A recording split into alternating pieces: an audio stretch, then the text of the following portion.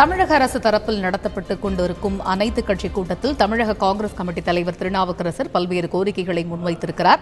அதே சமயம் சில கேள்விகளையும் எழுப்பியிருக்கிறார். அது தொடர்பான கூடுதல் விவரங்களை எமது செய்தியாளர் சங்கரனிடம் கேட்கலாம். சங்கரன், தமிழக நிலத்தடி நீரை பற்றிய சரியான வாதங்கள் உச்சநீதிமன்றத்தில் எடுத்து வைக்கப்பட்டதா என்று தமிழக காங்கிரஸ் கமிட்டி தலைவர் திருநாவுக்கரசர் ஒரு முக்கிய கேள்வியை முன்வைத்திருக்கிறார். இதுபோன்ற பல்வேறு கோரிக்கைகளையும் அவர் எடுத்து வைத்திருக்கிறார். கூடுதல் விவரங்கள் என்ன சங்கரன்? முதலமைச்சர் எடப்பாடி பழனிசாமி தலைமையில் நடைபெற்று வரக்கூடிய இந்த அனைத்து கட்சி கூட்டத்தில் முதல்ல திமுக செயல் தலைவர் ஸ்டாலின் பேசியதை தொடர்ந்து தமிழக காங்கிரஸ் தலைவர் திருநாவுக்கரசர் பேசியிருக்கிறார். அவர் என்ன முக்கியமான சில விஷயங்கள் கொடிட்டு காமிச்சிருக்கிறாருன்னா, இந்த காவிரி தீர்ப்பு விவகாரத்துல அந்த டெல்டா மாவட்டங்களை, இந்த மாவட்டங்களை எல்லாம் வறட்சி மாவட்டங்களா அறிவிக்கணும். முதல்ல தமிழக அரசு அந்த மாவட்டங்கள் எல்லாம் கடுமையா பாதிக்கப்பட்டிருக்கிறது, அந்த மாவட்டங்களை வறட்சி மாவட்டங்களா அறிவிக்கணும் என்ற ஒரு கோரிக்கையை முன்வைத்திருக்கிறார். இரண்டாவது விஷயமா, உச்சநீதிமன்றம் தமிழகத்துக்கு ஏற்கனவே வழங்கப்பட்டிருந்த அந்த நீரின் அளவை 14 TMC குறைத்து விட்டது. இதற்கு காரணம், உச்சநீதிமன்றம் தெரிவித்திருக்கக்கூடிய காரணம், தமிழகத்துல 20 விழுக்காடு அளவிற்கு நிலத்தடி நீர் இருப்பு இருக்கிறது. இதன் காரணமாகத்தான் இந்த அளவை குறைத்திருக்கிறோம். இந்த கூடுதல் நீரை இந்த குறைக்கப்பட்ட நீரை கர்நாடக அரசுக்கு வழங்கி இருக்கிறோம். கர்நாடகத்தில் கடுமையான ஒரு குடிநீர் பிரச்சனை இருக்கிறது. எனவே கர்நாடகத்திற்கு இந்த கூடுதல் நீரை வழங்குவதாக உச்சநீதிமன்றம் தெரிவித்திருக்கிறது.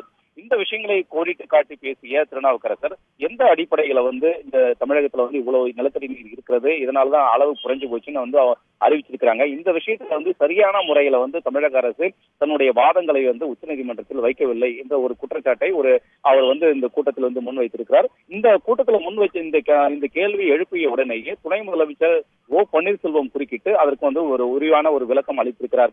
அவர் என்ன சொல்லியிருக்கிறார்னா, ஏற்கனவே நம்ம தமிழக அரசு பல்வேறு விஷயங்களை ஆதாரப்பூர்வமாக பல்வேறு வாதங்களை உச்சநீதிமன்றத்தில் முன்வைத்ததன் காரணமாகத்தான் தற்போது இந்த ஒரு தீர்ப்பு, ஒரு ஆணித்தரமான ஒரு தீர்ப்பு, காவிரி நதிநீர் மேலாண்மை வாரியத்தை அமைக்க வேண்டும் என்று, அதுவும் குறிப்பிட்ட ஒரு வரையறைக்குள் 6 வார காலத்திற்குள்ளாக அமைக்க வேண்டும் என்ற ஒரு உத்தரவு, நிஜமே 177 இந்த TMC தண்ணீரை வழங்க வேண்டும் என்ற ஒரு உத்தரவு, இது போன்ற தமிழகத்திற்கு சில சாதகமான அம்சங்கள் எல்லாம் இந்த உத்தரவில் வந்திருப்பதற்கு காரணமே தமிழக அரசு சரியான முறையில் இந்த வாதங்களை எடுத்து வைத்ததுதான் காரணம் என்ற ஒரு கருத்தை திருநாவுக்கரசருடைய அந்த கேள்விக்கு, குற்றச்சாட்டுக்கு பதிலளித்து ஓ பன்னீர்செல்வம் தெரிவித்திருக்கிறார். இதைத் தொடர்ந்து இந்த விவாதம் தற்போது இந்த அனைத்து கட்சி கூட்டத்தினுடைய கருத்து கேட்பு கூட்டம் தொடர்ந்து நடைபெற்று வருகிறது.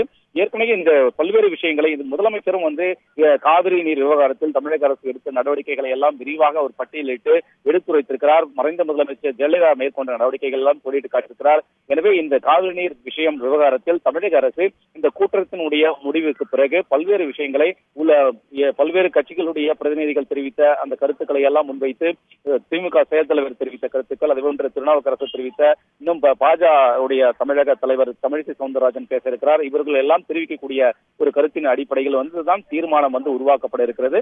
எனவே இந்த திருநாவுக்கரசர் தெரிவித்த ஒரு கருத்துக்கு ஓ பன்னீர்செல்வம் ஒரு தெளிவான ஒரு பதிலை தெரிவித்திருக்கிறார்.